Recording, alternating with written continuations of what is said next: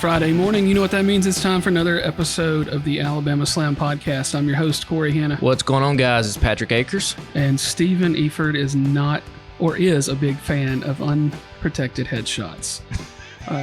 Stephen isn't with us today. He is probably in the middle of Lucas Oil Field. Maybe not today, but definitely tomorrow. He is with us in spirit, though, with his notes. Yeah, he left a bunch of notes. And Stephen is the note taker of the podcast, in case listeners can't tell. Yeah, lately I've tried. I took a few notes on Dynamite, and then I took like one note from last night, and I took a couple of SmackDown notes, but most of my SmackDown notes are that I had no notes other than a couple of weird observations. But yeah, Stephen's been doing most of the note taking lately. I just freestyle. Yeah, and I put things that really catch my eye, just so we can keep the conversation going. But yeah, let's get into it. Well, I do want to touch on a couple of things from Dynamite last week because it was blood and guts. The first thing that I wanted to say was about MJF coming out and renaming the belt, right? Yeah. Controversial, sort of, maybe not. And then Ospreay gets his rematch at All In. And then Steven notes should have just named it the world title. So what are your thoughts on them changing the intercontinental title? International. God damn it. I do it every time. For MJF's heel stick, it's perfect, right? Because he's going to walk into the UK the most American that you possibly can, and it's going to be glorious because he's going to get booed in front of 60, 70,000 people. Oh, yeah, and he played it up even more last night. Yeah, and he was doing a good job, too, because, the Olympics are going on. Americans are kind of dumb. Anything there's related to American, they're going to get USA chants. Sure. So even Ospreay, I think it was last night, had to be like, listen, I get it. Country, American national pride, like, I'm all for it, but, like, not this dude, right? But I, just for the LOL factor of it all, I find it humorous. I think it's great. Now the title could use a little bit of work in terms of like the design of it. Sure. It just makes me wonder, like, how long is that belt going to be on him? Right? Like, will they take it off of him and put it on Ospreay in front of a hometown crowd and then change it back to the international title? I don't think so. You don't think so? I don't think so. And it got a tremendous chuckle out of me where the American flag came down 2 weeks ago and it had his face as the stars. It's just, This is kind of what we wanted. We wanted from Cody. Well, yeah, but we've had Hill Max before, Max before, but he had his babyface run at the end of last year, and everybody was like, this is fine, but he's better this way as the asshole, and it's clear. And he's dug back in at this point, so it's working real well. So yeah, the flag thing was funny shit. I don't think Cody would have done the flag thing necessarily, but he should have probably healed it up in some way. But we'll see if he's going to stay full Cena or not. Yeah, but I mean, this is as good as we were going to get heel Cody in AEW. Sure. This is it with MJF. Yeah. Moving on. I don't remember which match this was. Maybe you remember. He's got a time there at 8 minutes and 53 seconds and a slash with a 143. It's how long and how many chops. So there were 143 chops in an 8 minute and 53 second this match. has to be Jericho and Suzuki. Yeah. Okay.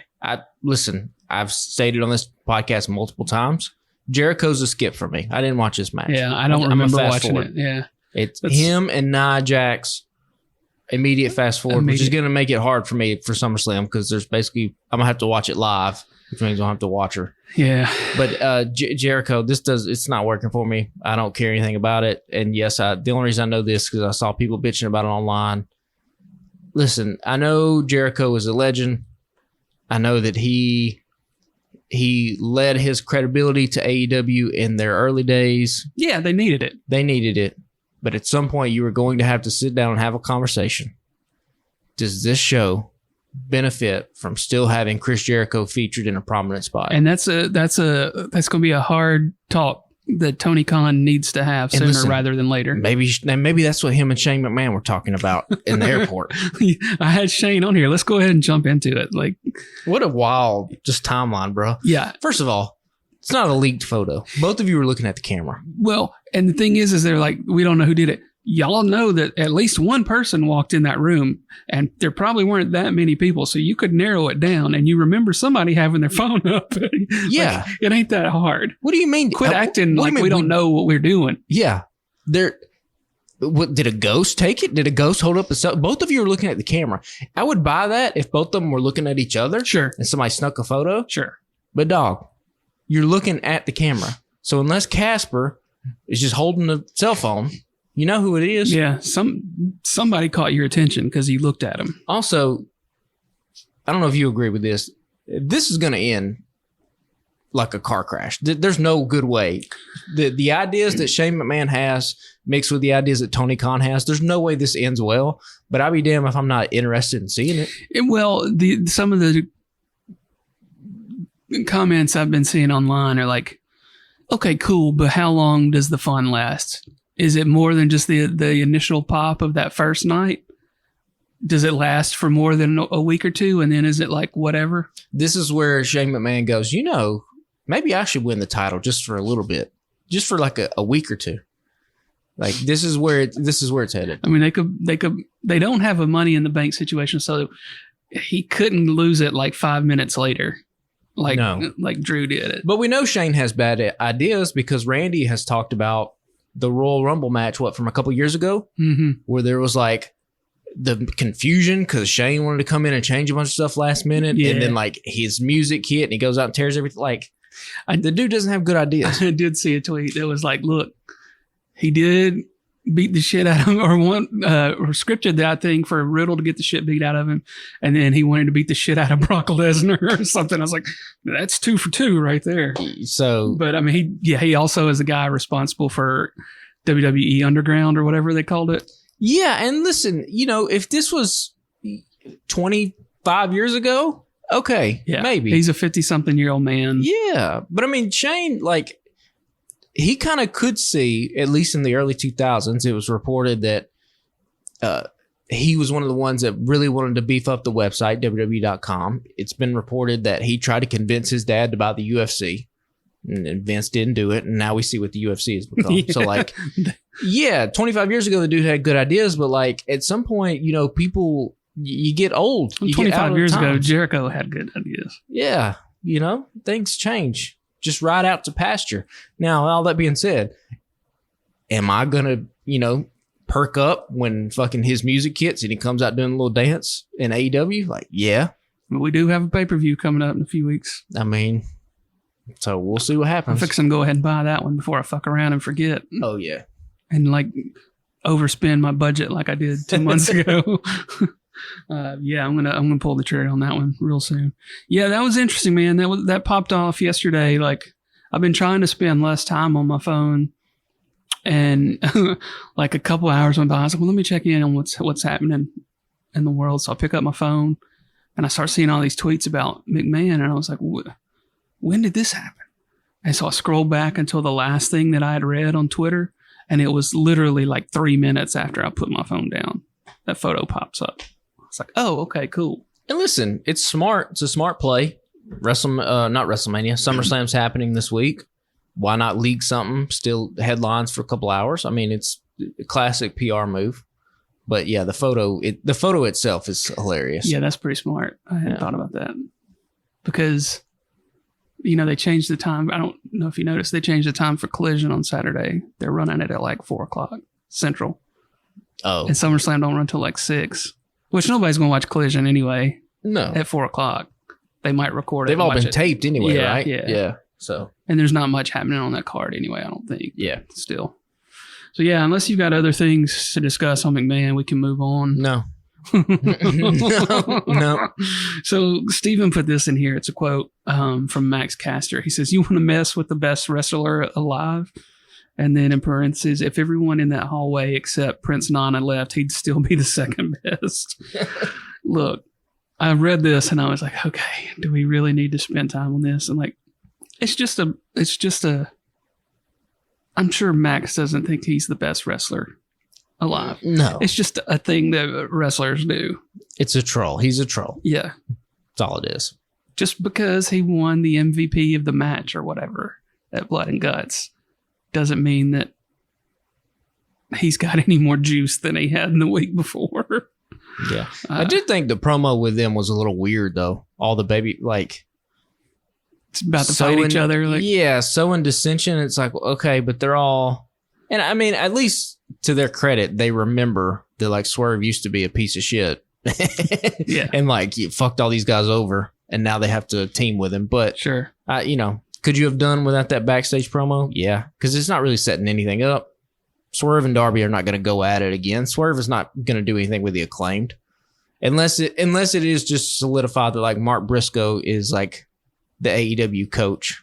The mascot, yeah. Like, come on, boys. Let's go whip her ass. And listen, if you don't get fired up when Mark Briscoe was in front of a microphone, and I can't help you. Yeah. And we probably will never agree on anything about wrestling.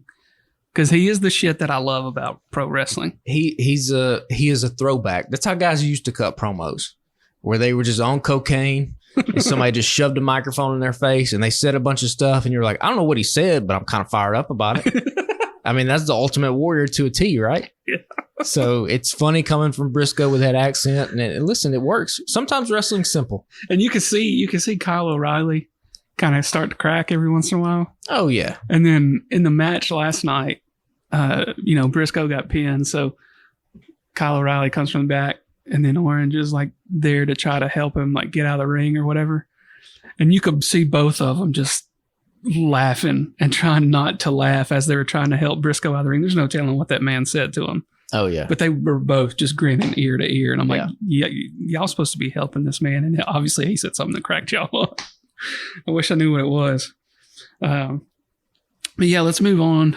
Steven's next to line. It's going to be funny. I'm just reading Steven notes and then we're commenting on them.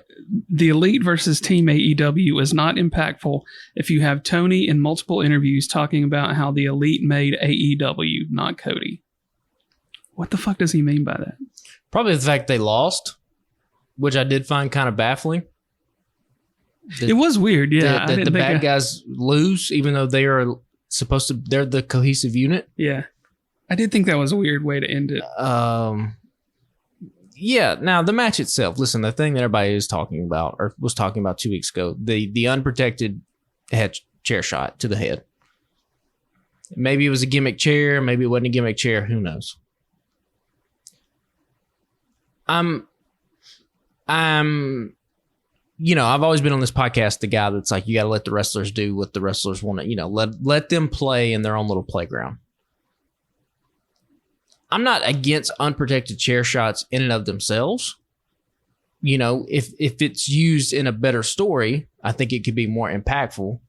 It was just kind of thrown together like... Yeah, because it was Briscoe hitting Perry, right? Yeah, and like you could have just done where they handcuff him and do the gas and get the same way, right? And you just bypass the chair shot. And you can save an unprotected chair shot for some time later where the story services have it, where it means more. Mm-hmm. It's just kind of a lot of times with AEW, and listen, this is just how they are. We talked about it a couple weeks ago. They are maximalist. They are going to just do everything they want to do. They are going to play at 11 constantly. And like sometimes you just wish there was a little, like they need a ballad in there every once in a while. This concert is straight, heavy metal bangers for 4 hours, which is cool for the first like 2. And then you're like, my ears are ringing and like, I can't dance to this music anymore. Like my fucking feet hurt. I wish we would just slow it down, but that's who they are. Yeah. And so all these people that I understand the criticisms that get thrown their way. But at some point, we just have to accept this is just what this company is. Yeah, it's not like Tony forced Jack to go out there and take a headshot. No, now they talked about all this shit before. Yeah, but again, I think where people are critical, and rightfully so, is that you would hope at some point the ball says maybe we should pull some of this stuff back. Yeah. But I feel like the unprotected chair shot got way more like complaints than Darby's crazy dive he did in Sting's match. Yeah. Which, I don't know, seemed way more dangerous. And I feel like a bunch of people are just like, oh, yeah, kind of stupid, but kind of Darby's going Darby. But. Yeah. But this was just like, we cannot have this in wrestling. And I don't know. I kind of just... Yeah, people sometimes clutch their pearls, and I'm like, all right. I guess if CTE wasn't such a big thing the last couple of years... I mean, yeah. It'd be different, yes. Yeah. And I see the point, too, but... I'm like you, though, now that you've said it out loud, like, if you're going to do it, maybe save it for... That's the only thing. Like, save it for two guys where it really, really means something. Because it wasn't like this was even the crazy... There was a bunch of crazy shit that happened in this match. A lot of great spots. A lot of fun. It ended weird. I don't know why you have the bad guys lose. Yeah. I really don't. What does Swerve and Team AEW gain from beating the Young Bucks and Okada and Jack Perry right now? Nothing, because we're on to something else. Everybody's already moved on to something else. Yeah. So just let the bad guys who are supposedly a unit, let them win. Mm-hmm. I did, however, like the Swerve and Hangman part of it. Yeah. And I'm excited to see those guys lock up again because they've kept that thing going and for months now. Yeah, and it makes a lot of sense, and it means something between these two. You can feel the hatred come through the screen between these two, which is, you know, just waiting on, like, he didn't even come to the fucking ring. Yeah, and it's kind of funny because these two probably really, really like each other backstage. And, you know, it's like we talked about all the time. I bet MJF is really well liked backstage because if he wasn't, there's no way in hell you get away with doing half the shit you do on TV. Yeah. Which is interesting because we'll probably, I'm sure, at some point get to Seth and Punk and Drew. Yeah. So the last note on this one from Steven is that Okada was the smartest person in the match and that he coasted his way through a hardcore match. I mean, can't argue with that. Listen, you can't mess up that guy's face. You know, the face is the moneymaker. You can't put any thumbtacks in his forehead. No. And they even played it, like, I think commentary even mentioned that, like, oh, Okada's just, you know, it's a hardcore match, usually doesn't do these, but look, he's doing other things. And listen, when Hangman and Okada started fighting each other, like, hey, okay, there's something down the line with that too. That could lead to something. Yeah. But Okada's doing just great work right now. Just great. I do want to touch on this from last night's Dynamite before I've got a couple of collision notes. So Swerve versus Danielson at All In is now a title versus career match, quote unquote. Yeah. So let's talk this through. Let's say that Swerve wins. Is this really Danielson's last full-time match? No. Or last match in general, or period, because he said he'll retire? No. This either ends one or two ways. Either this is simply just a play to get more people to buy tickets and watch the pay-per-view of All In, which, again, smart. And then you have the moment, oh my God, is Danielson going to lose? Oh, he pulls it out. He wins the title. Finally, he did it. This is the greatest wrestler of his generation. He inspired all of us. Look how awesome it is. He wins the title in front of 70,000 people. If he loses, this is a roadmap for him to be a heel, where he can just keep on going. He can say, to hell with my family and my kids. Yeah, because that's how, you know, last night, Swerve was like, you don't have to apologize to me. It's like, you got to apologize to your family. Yeah. And, you know, I think they've talked about Brie wanting her to be on TV.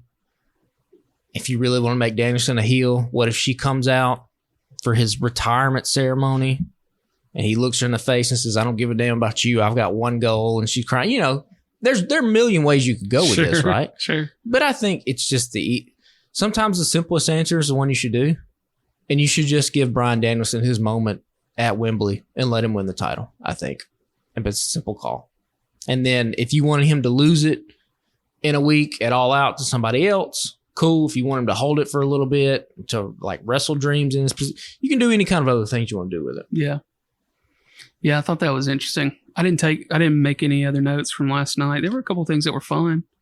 Yeah, but most of it felt like, you know, this was definitely the dip as we're leading back up. We got from Blood and Guts. Yeah. We're dipping now. We're probably going to hit the on-ramp again for Wembley. I like Camille, the debut of Camille. with Mercedes Moné. I wasn't really paying attention. Not gonna lie. I mean, that's just a classic wrestling move. Like, you give the heel a heater that's big and bad and beat the shit out of people. Mariah May and Toni Storm. Of course, everyone knows how invested I am in that. Mariah May just looked absolutely fantastic. The glamour character is just chilling in that chair talking to Renee. I mean, just cool as shit. Who was cooler, you know? And then Toni comes back looking crazy. I do think she's going to lose the title at Wembley. Yeah. I think Mariah will take it. Yeah, I think so too. And is there anything else that they've already announced? I think they're still holding a lot of cards for Wembley. Yeah, there's Darby and Jack Perry. Darby and Jack are there. Which, that's a repeat, right? Didn't they wrestle last year? At All In? Yeah, because isn't that where the Real Glass Crimea River? Wasn't he wrestling Darby? It might have been Darby. Yeah. Shit. I don't see. I don't even remember that part. I just remember that it was the Real Glass. Yeah. And, well, who else would have gone through Real Glass except for fucking Darby? Yeah, I think it was him. Okay. You think I would? I have a very hard time remembering fucking week to week what happened. Because last year at Wembley, we really liked the Punk and Samoa Joe match. Mm-hmm. We liked it. Of course, we liked MJF and Adam Cole. I don't remember if there was anything else that was like just standout. A lot of the, Danielson obviously was injured and didn't get to wrestle. It's been reported Jon Moxley's on his way back. You got to think he's going to have some kind of match on the 25th. There's no way they're going to leave him off. Yeah, you don't leave him off unless he just fucked up. Yeah. Which you wouldn't have left Danielson off last year. Okada will have somebody. So there's still a lot of names to drop. Yeah. But it's pretty good to be headlined by two big time matches, Swerve, Danielson, Ospreay, MJF. I mean, and I'm excited as shit about Mariah versus Toni. I think that'll be, if the match is not great, I think the drama that will go along with it will be big time. And Mercedes and Britt. There's also really no reason why the match wouldn't be great with both of those ladies anyway. Like, they're going to go out there and give it hell, right? Yeah, I mean, I think people know how good Toni is as a wrestler. Mariah is sneaky good. We've talked about that. Just the stiffness that she has for looking the way that she looks. You wouldn't anticipate her to wrestle that way, but it's hard hitting. So, no, I think All In's going to be great. And I think a little segue here. I think SummerSlam's going to be great. SummerSlam's going to be fun. I do want to touch on a couple things from Collision real quick before we get into too much WWE. Did you watch Collision? No. I didn't figure you did. So I have not watched Collision in 7 months. Long time. The Beast Mortos versus Hologram. My note just says sometimes you just need two dudes to go out and put on a show. Like when most of the rest of the show on Saturday is lackluster, sometimes you need dudes just doing shit you've never seen before. And both of these dudes were doing that. Like, incredible shit. And then my next note is respect to Leo Rush. He was super creative on Friday night in the Royal Rampage, which I watched just because I was Who won it, by the way? Do I remember? Because don't they get a title match at who was it? Arthur Ashe? I was so like, they didn't. I watched Dynamite. They didn't say anything about it. Okay, well, I'm gonna have to look that up. But Leo was the shit Friday night, and then he faced Pac on Saturday night, and was doing shit I've never seen in a wrestling ring. And like, you if you're that small, we don't expect you to go over. Yeah. I mean, maybe every once in a while you get a dub, but you're there to put on a fucking show, and he put on a show. I mean, he's always been a guy that's been super creative inside the ring. It's just, the out of the ring stuff that's always held him back. Oh, Darby Allin won. Duh. Oh, okay. Well, there you go. You'd think I would have remembered that shit. Maybe if I would have put it in my notes. There's a reason I don't remember a lot of Collision. Weekend time rolls around. Weekend, baby. Time to get that old liquor out. That's right. And my last note, which is funny because I was just like, I'm up, whatever. I'll watch Battle of the Belts. And then what you expect happened. And I was like, well, I'm going to turn this off. Ain't no way they're going to put the trios titles on Dustin Rhodes and the Von Erichs. Turned it off, went to bed. Woke up the next morning and knew Ring of Honor too? I did see that, yeah. I was like, well, goddamn. In 3 years of Battle of the Belts, they've never actually changed a belt that I remember. So this was just, who were the Ring of Honor 3-way champions? It was the Undisputed Kingdom. Oh, okay. Yeah. Yeah, I was like, there ain't no way they take those belts off of them to put it on the Von Erichs and Dustin. Surprise, surprise. That'll be real fun to hear Steven's take on that. So, yeah, let's get into some WWE then. Do you want to go straight into SummerSlam? Yeah, let's just run down the card, and then we can talk about, as we talk about the matches, the stuff that happened on the shows leading up to it. Yeah. All right, so Steven's first SummerSlam prediction, Finn Balor will interfere and cost Gunther his win. Priest, quote-unquote, doesn't need him, but does. And then in parentheses, Gunther rematch and win in Berlin, possible return of Ludwig. I don't know about that. I think Gunther is winning at SummerSlam. I think they are gearing up to put the title on him. I do think Finn interferes, but I think we see the Judgment Day blow up in Cleveland this weekend. That's my prediction. Yeah. I just think they've done too much with Gunther. They've run too many video packages trying to build this guy up as the next big thing for him to not be successful in front of a huge crowd of people. And I think that rather than crowning him champion in Berlin, he walks into Berlin as a champion. Yeah, I think Gunther wins for sure. And part of me is biased because I just want to see Damian Priest not be a champion and be on TV because still he drags everything down. Yeah, I think his delivery is a lot of it. Listen, man, not everybody is suited to be at the top of the card. It's okay. Yeah. So you've had a fine run. You've probably done as good as you could do based on your talent level. It's time to give the title to someone else who is clearly more talented. I don't think that that's a stretch to say that. Give Gunther the title. Let him be the champion on Monday Night Raw. Please. For the love of God. Let's just do it. Yeah. So Bayley versus Nia. Steven says Nia wins, and I'm going to go the opposite of that because I am a Nia hater. Do not want her to win. Also, don't take it off Bayley and put it on fucking Nia. Just don't. I think Nia wins with the help of Tiffany Stratton, and I think Tiffany cashes in. Oh, and Tiffany walks out as the champion. I'll take that. I think, and here's part of my reasoning. As you are moving into the Netflix era come January, you are going to have to spend this time building up new people who are going to be around for this Netflix era. As good as Bayley is she going to be around another 5-6 years? Probably not, right? As good as Damian Priest is he going to be around? Probably not. He's already 41 years old. So my thinking would be, as we have these big stadium shows and we're packing this place out, again, like we talk about all the time on the podcast, the way that the audience, the live audience sees a wrestler, usually that correlates through the screen, and then that correlates to all the other towns that they go to. So seeing Tiffany win a title and have all these people cheer for her, because a lot of people love Tiffany. The Tiffy time stuff is over. Mm-hmm. And boom, now you've made somebody, and yes, she can be a heel that people kind of get behind. If you want to transition to a babyface months down the road, you can do that. She can still be the little chicken shit heel. Nia can come after her, Bayley can come after her, whatever. But, I don't think we can have Bayley keep the title, and I don't think we can have Nia Jax have it either. Yeah, I'm okay with that scenario for sure. Just as long as it ain't on Nia for any more than a couple minutes. Yeah, I think it'll be, Tiffany's interferes, Nia and Tiffany have their hands raised, and Tiffany just shellacks her with the briefcase, puts it in, and then walks out the champion. Yeah, I'm for it. Next up, Liv versus Rhea. Steven says Liv retains. I think we discussed this last week. I think that's probably the scenario that's going to happen, right? Dom will cost Rhea the title or her shot at winning that night. Yes.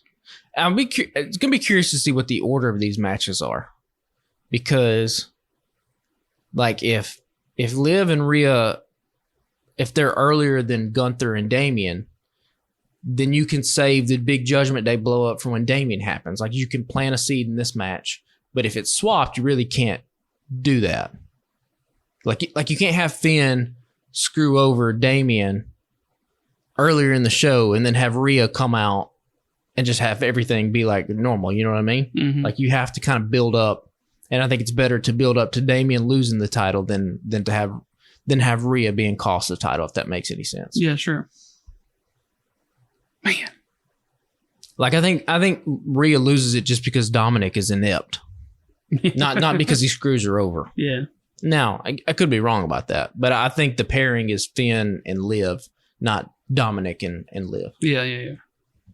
Yeah, somebody pointed out that she didn't burn any of Dom's shit in her segment the other night. Or Finn stuff. Finn stuff. Yeah. Yeah, and she didn't. She left Finn's face on the semi truck too. She didn't mark it out at all. And really, if you're Liv, I mean, let's just be honest here. Between Dominic and Finn, which one are you going for? All right, it's pretty clear cut. One dude has about 37 abs. The other dude doesn't take his shirt off when he wrestles, and probably keeps his shirt on when he swims in the pool. I never thought about that. So, like, you know, if you're gonna portray wrestling as real, here is a beautiful single woman. I get that women like mustaches, but the other side is Finn Balor. It looks a little painted on. It looks like it's being aided by something. Yeah, he's got some glue under there. So up next, Cody versus Solo. Steven says Cody retains and The Rock returns. Which is possible because on Twitter a couple days ago, they were just like, hey, he wrapped up on this film that he was shooting. So he could show up. I do think Cody retains, but does The Rock or does Roman show up? It's been rumored that it would be Roman. But if The Rock shows up on Saturday, does Roman show up next Friday night? I think you have to have Roman show up before you have Rock show up, right? Because you have to, I feel like you have to do, because the next person for Cody Rhodes is going to be Randy Orton. I mean, that's going to be that they're going to do that at some point. Yeah. I think that's how you hold over till WrestleMania. Solo they've already beat the shit out of Paul Heyman. So I feel like you have to have Roman come back, do the thing with Solo, then you can have The Rock come back. Then somehow you can get to Cody and The Rock. Like Steven has said, maybe that is the main event match for the first episode of Netflix. Monday Night Raw is Cody Rhodes versus The Rock. Roman screws over The Rock. The Rock wins in 30 seconds or 7 seconds or whatever the fuck Lesnar beat Kofi in when they debuted on Fox. Yeah. No, I think in that scenario, you'd have Roman screw over The Rock after it's revealed that like Solo's been taking orders from The Rock and everything like that. Then you can do Roman and Dwayne at WrestleMania, and you can do Cody and probably Cody and CM Punk would be my guess. I think Punk's going to win the Royal Rumble. Then you do Cody and Punk, and then Gunther and whoever. Maybe Gunther and Drew. Yeah. A babyface Drew. Yeah. So Logan versus LA Knight. I think this is LA's turn. If our dude LA is ever going to win a title, it has to be this one, right? Here's my thing. Like, you know, I try not to praise Logan too much because I think he's a dipshit. But he's good in the ring, and he's good on the microphone. But he's popping off now on Twitter about transgender people and stuff. This might be a good time to take your mans off TV for a while. I mean, it is Logan's hometown, quote unquote hometown, but I don't know if the people there they don't care, really fuck with him like that. Yeah. You know, this is not Punk in Chicago. It's a little different. Yeah. He just happens to be in Cleveland. He just happens to be, yeah. I mean, and LA is a dude who has been over now for a long time, not had a title. This seems to be the coronation of LA Knight. Again, if we are talking about the theme of SummerSlam being the people who are going to help usher us into this new era, I mean, Logan will be around, but LA Knight will surely be a part of that as well. You know, last year, Triple H was like, hey, we've got a plan. Be patient. Well, dog, we've been patient. Yeah. That was last year, and now we're in the 8th month of this new year. Yeah. Come on. I think this is the moment. If this ain't it, then when is it? Yeah. Sammy versus Braun. Steven's got Braun winning. I think, sadly, that's probably what's going to happen. Again, if new superstars, it has to be Mr. Badder than evil, meaner than evil, whatever the fuck that damn trunk say. Again, I like Braun. I like it's cool that he's big and fast. Can he just not look like a complete just bland dipshit? Just give him something. If he had like the Outrunners get up from AEW, this dude would be moving merch. People would be cheering the shit. Pit Vipers, Zubaz pants. It's so easy. It's right there for you. Venice Beach bodybuilders from the 80s. That's just what he needs to be. Some fucking stupid ass face paint. Maybe not face paint. I don't know if we go that far. I was just thinking like fucking neon, like the Ultimate Warrior shit. Like again, we beat that horse to death and back. But I do think he will beat Sammy here. Yeah. And listen, a good run for Sammy. Sure. To have it, you had to get that title off Gunther somehow. Sammy was a good person to have it. Now he puts over another new face here at SummerSlam, I think. Yeah. And then last on the list is Punk versus Drew. Steven says Drew wins. Seth interference, setting up the Seth Punk feud. I don't think we really need to set up that because that's... It seems like that's already happening. That's been happening, but I do think that's the right call. Drew beating Punk. The picture with Jack Perry. You guys put it in the group chat, and then it didn't like pop up the preview. It just popped like click on Twitter, and so when I clicked on it, it had been deleted, and that's when I messaged you guys. I was like, "What was this?" And then I go open up Reddit for the first time that day, and that's the first thing I was like, "Oh, never mind. This is it." Just fucking A plus S tier level shit posting from Drew McIntyre. I mean, if there is a Hall of Fame of haters, this dude's first ballot. Okay, he's main wing. He stands alone amongst these giants. Drew McIntyre, I think, is fantastic. Yeah. Was it you the one that was talking about going to the Rock Hall of Fame, and like, or was it Steven? Somebody not long ago. It had to be Steven. Was talking about going like. And it gets smaller and smaller as you go up towards the top. And then you get in this room with like 4 guitars. It's like, one of Eddie Van Halen's guitars and one of Hendrix's guitars or something. You're in this real small room. That's true. But in that, you go one tier up and it's just Drew McIntyre just by himself with just that picture, right? The dude is fantastic. Yeah, and they mentioned it on the show the other night. I don't think they said his name, but I think they mentioned the photo. Well, you have to. And listen, I don't think that Drew was taking liberties. I think him and CM Punk are talking about this. And just that smirk from both of those guys. Drew had the smirk of like, I know in kayfabe, I know I'm about to get in trouble, but fuck it. Mm-hmm. This is for the memes. Yeah. It was fantastic. Some of the things I read lately said that like Drew and Punk have worked surprisingly well together and trying to plan some of this stuff out. And I'm like, are they really, or are y'all just trying to keep it that? Because there's all these reports about how easy Punk's been to work with. And I'm like, okay, but how long is that going to last? True, but I think maybe for Punk, he is the type of guy that maybe does feel like he's surrounded by adults now and not children. Sure.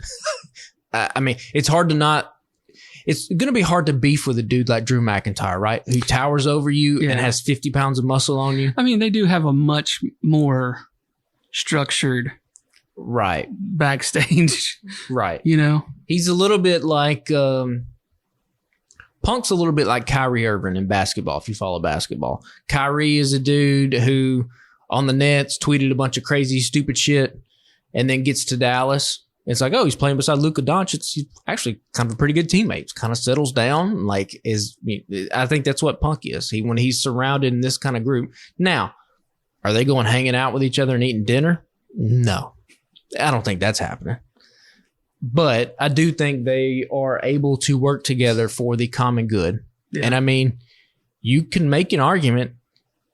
Is this the most anticipated match on this card?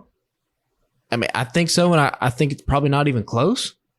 Yeah. You know, it definitely has the most heat going into it. And in terms of build, they've been building this shit for months. Yeah. Because they were building it when then Punk got hurt. And I mean, listen, you know, Cody got hurt again this match. Cody and Solo, like, that's clearly a stopgap, right? And you can kind of tell who's going to win. I would be shocked if Solo Sikoa wins the championship. I wouldn't be shocked if CM Punk beats Drew McIntyre. I wouldn't be shocked if Drew beats him. Mm-mm. So kudos to all three of these guys for not having a title involved and it being what I think the most anticipated match on this card. I mean, this is the second biggest event for WWE outside of WrestleMania. Yeah. And these three guys are in the best storyline. Yeah, for sure. Maybe they do that one first because it seems like a main event, but it's not. So either do it first or last. Yeah, the crowd was going to be so... I think you probably save it till the middle of the card. I think you throw one of the other matches out there first, either like the Liv and Rhea or something like that. Because if you start off with Drew, Punk, and Seth, that is such a rocket high. That's playing all the songs to 11, and you're gonna have a come down. You need to build it up a little bit. True. And I'm curious to see what Seth Rollins is gonna wear because that outfit's gonna be insane. Yeah, because what he wore Monday night was pretty out there. And this is basically gonna be an anything goes match, right? They're gonna be able to use chairs and shit because Seth's already said like it's all at my discretion. I can do whatever I want. So it's basically a quasi hardcore match. Yeah. That should be fun.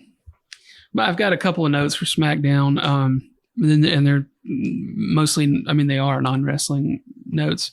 I had started to put that I don't have any notes for this show, but then I realized that I totally missed the Cody and Solo promos. My niece was here, and I've got that the matches were nothing special. So unless something cool happened in those promos, I didn't think there was anything to take note of wrestling-wise that night. And then my other note was one of my favorite things about wrestling is how when random people show up, there's never any discussion about contracts or any of that. So like, for example, Solo is just like, hey, this is my cousin. He works here now. Yeah. You know, he's just the last couple months been like, this is my cousin, Tama Tonga. Yeah. Hey, this is my cousin, Tongaloa. Yeah, he's a wrestler now. Yeah. This is my cousin. Yeah. Jacob Fatu. Yeah. We're a thing now. But then it's like sometimes they're like, oh, we're getting a big debut from, you know, Mercedes Moné. Yeah, it's crazy how sometimes wrestling will talk about the free agency. And then sometimes, yeah, like you said, somebody just shows up and beats somebody up. And then they're like, oh, yeah, Jacob Fatu's a wrestler now. Like he doesn't have to sign a contract or nothing like that. He just works here. Yeah. You know, like the other night they were talking to, this is what made me think of it. They were talking to fucking Nick Aldis in the fucking hallway, and Nick was like, he can't go. Y'all don't have a match tonight. And Solo was like, Jacob's here. Jacob's the bloodline. I'm like, says who? Yeah. We just gonna ignore it. I don't know, whatever.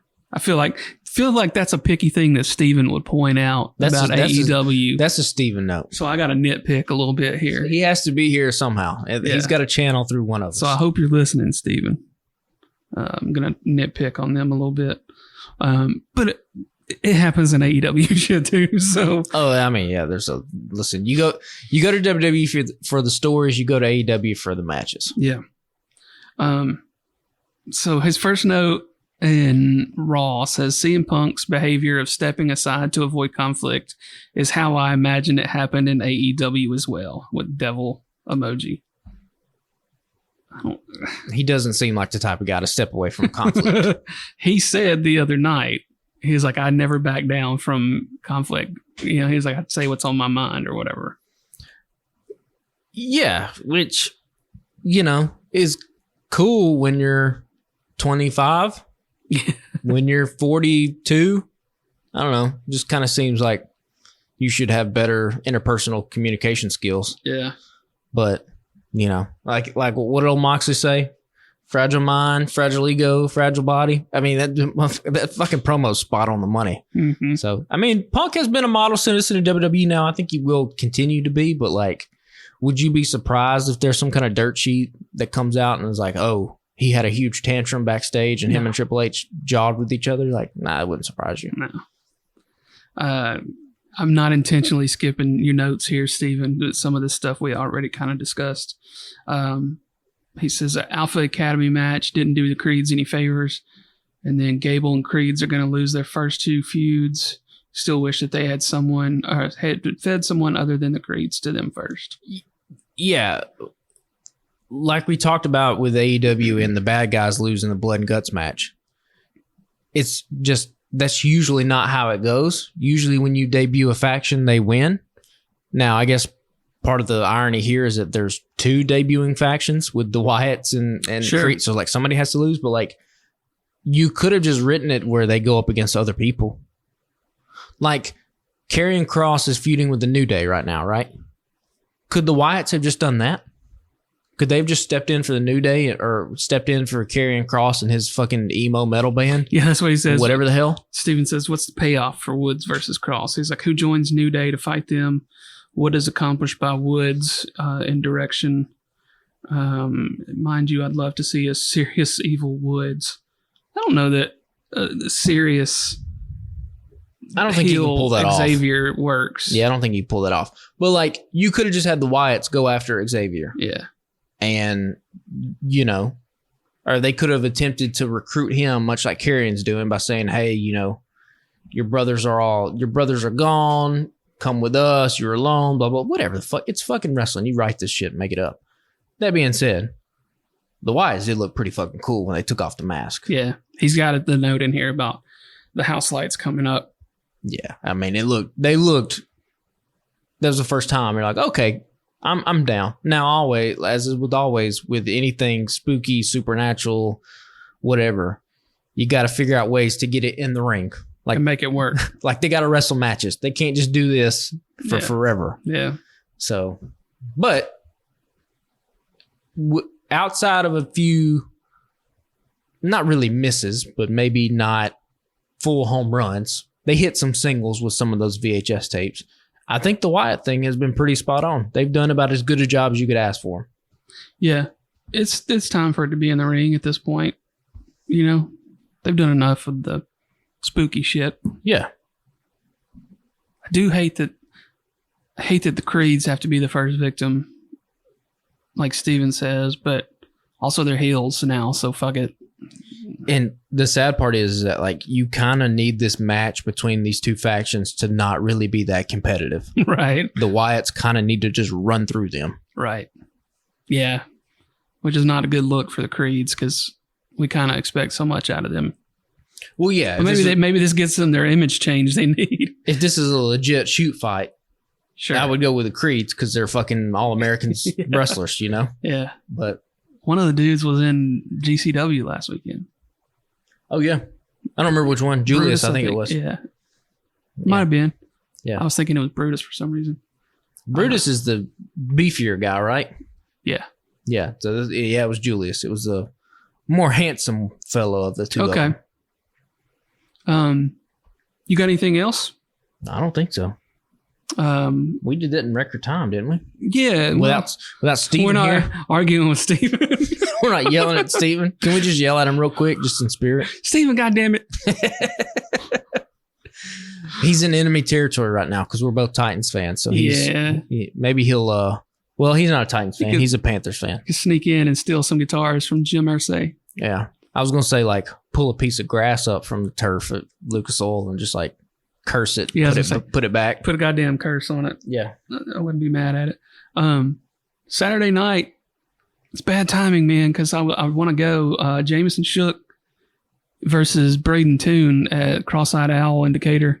Oh, yeah. They're doing an event over there. I think the plan for them is to mostly do a match or 2 before SummerSlam, if I'm not mistaken, for the love of pro wrestling. They only got like 3 matches lined up, I think. Oh, okay. Yeah, I think they're going to do a match or 2, if I understand it correctly, before first bell, and then maybe a match at some point later.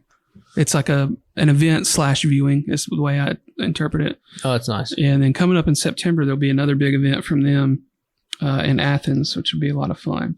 Listen, we got to get all this wrestling in now because college football season. Fixing to be football season. Football season is almost here, and your boy gets locked down on the weekends. Especially, we're doing. You be working on Friday nights. Yeah, I'm working on Friday nights. I actually have to keep up with college football this year for a work project that we're doing, and then of course I'm a massive NFL fan, so I'm in fully. I love wrestling, but you can DVR wrestling, and it still have mostly the same effect. Yeah. And I'm a big Alabama fan. I don't watch a lot of most college football. I keep an eye on most of the SEC. So when there's nothing else happening, if LSU's playing Auburn, I've got that on. But if Michigan's playing Ohio State, I could give two shits usually. If it's a 6:00 game on a Saturday and I'm a couple drinks in, I'm probably going to watch it. But if it's 11 in the morning, don't care. Which that game ain't never going to be at 11 in the morning anyway. It was last year. Was at 11? Real was it? Well, because they were on Fox. So Fox has the big noon kickoff. Yeah. So their big games are now at noon. But yeah, I'm excited. It's the first time in a long time that I've been excited about. I said not say excited about Alabama, but I'm a little more recharged. You know, if you're an Alabama fan, you come to expect wins. And when there wasn't a win, you get pissed off because y'all spoiled. We're spoiled, and it's burnt. So there's a different excitement this year that I think is going to be fun. You know, I think there will be some close games, a lot more close games than there have been the last 5 to 10 years. I don't think it's just going to be joyous murder ball. I could be wrong.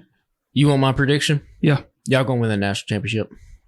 I mean, Jalen Milroe is going to win the Heisman. I don't know about that. What's Can today? Somebody mark it? What's today? Today is August 1st as we're recording this. By late October, Jalen Milroe will be the betting favorite to win the Heisman, and he will be a runaway candidate. Mark my words. The dude's already unstoppable in the video game.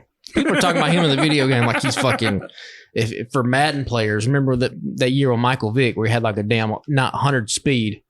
He just beat shit. You couldn't play as the Falcons when you're playing against your friends because it was unbeatable. That's how people are talking about Jalen Milroe in the game. I hope you're right. I'm going to be right. I hope you're right. I don't know anything about the team this year other than he's the quarterback. I don't know shit about the running backs this year. I don't know shit. The transfer portal's got me fucked up. Yeah, it's all over the place. Yeah. These dudes are making bank. Yeah, and I ain't mad at it. It's just hard to keep up with these days. Not mad at it either, but I think people would be surprised how much money these people are making. Oh, not me. I heard that there was the third receiver for West Virginia. Somebody told me that they knew for a fact he was making $500,000. That's at West Virginia. Good for him. And he's the third receiver. Get that paper, young man. I'm just saying, Caleb Downs, All-American Alabama transfer, goes to Ohio State. If the third guy is making $500,000, $6 million, $7 million, so you think that's what Milroe's getting? I think that man's a millionaire. Yeah, yeah, I think he is. Good for him, but this sure does suck for people like Trent Richardson. Listen, bro, y'all were born a little too early. Y'all have been making bank. And let's not kid ourselves. That man Trent Richardson was making a little something. He was making a little pocket money. But Derrick Henry shows up to campus as a freshman, ain't got no car. By his junior season, motherfuckers driving around in a brand new Hummer. They're dumb as shit for even doing that, man. But people have always been doing this. Now it's just out in the open. Yeah. Now I do wish that the numbers were out in the open, disclosed.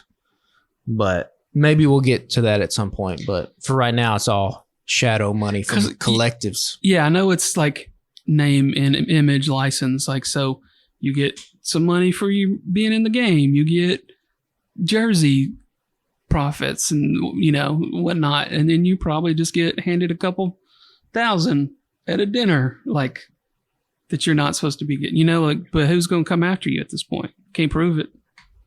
Well, if you're a big time player, I don't think it's thousands. I think it's we are.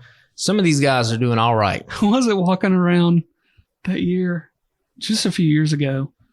Was it at LSU, walking around slapping $100 bills in the hands of players after the game? Oh, I think it was Odell. Yeah. Yeah. I forgot.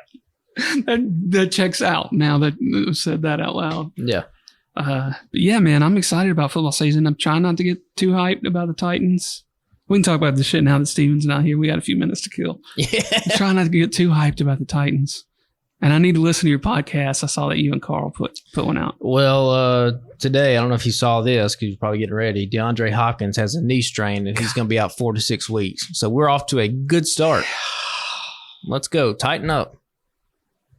There are some people in my life that believe we're going to have the number 1 overall pick, that we're going to be that bad. I refuse to believe it. Was that Carl? Is that what? That is Carl, yes. I think Stevens Panthers are trash. They're fucking trash city. I think they're going to have the number 1 pick again. New England kind of didn't have a lot of good skill players. I think we're going to be competitive. Do I think we're going to make the playoffs? No. 7 wins, 8 wins, I could see it. If the deciding force will be one Mr. Will Levis, who has had quite the offseason. Yeah. I don't know if you saw the Twitter video. Mm-mm. Might have had a sex tape leak out. Oh, boy, did he? I mean, might have, yeah. I mean, it was him. Listen, dude's in good shape. Ripped quarterback. All right, quick release, both in his hand and in other places in his body. His man gets off quick. Quick release from the pocket. Hell yeah, bro. I deleted my personal account several months back, so the only time I'm on Twitter is on the podcast account, and it's a very curated follow. Yeah. Some other, I've deleted some things out of there, the things I follow, because I'm like, why is this account even here? But it's all just wrestling. I just said I needed to get a break. Twitter was not where I needed to be for a while. It's a hellscape. But yeah, I think that's it. We're excited about football. Do you want to plug the podcast?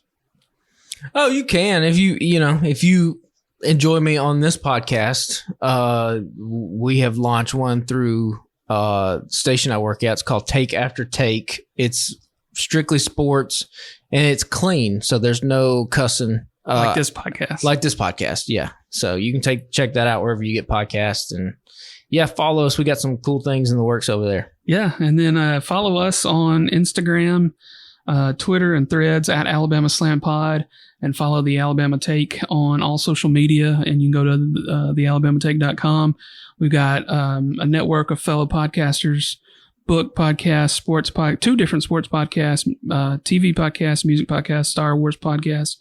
And the editor-in-chief, Blaine Duncan, does a weekly newsletter that you can subscribe to there as well. So we encourage you to do that. And if you want to get a t-shirt or anything with either Alabama Slam or Alabama Take, you can go to tpublic.com and just search for the Alabama Take store. And that'll get you shirts from any of those podcasts and ours. And we would definitely appreciate if you purchase a shirt, a sticker, or whatever you want to buy. And they got big boy sizes, so I can get a shirt that I can wear on there as well. So we do appreciate y'all listening, and we'll talk to y'all next week.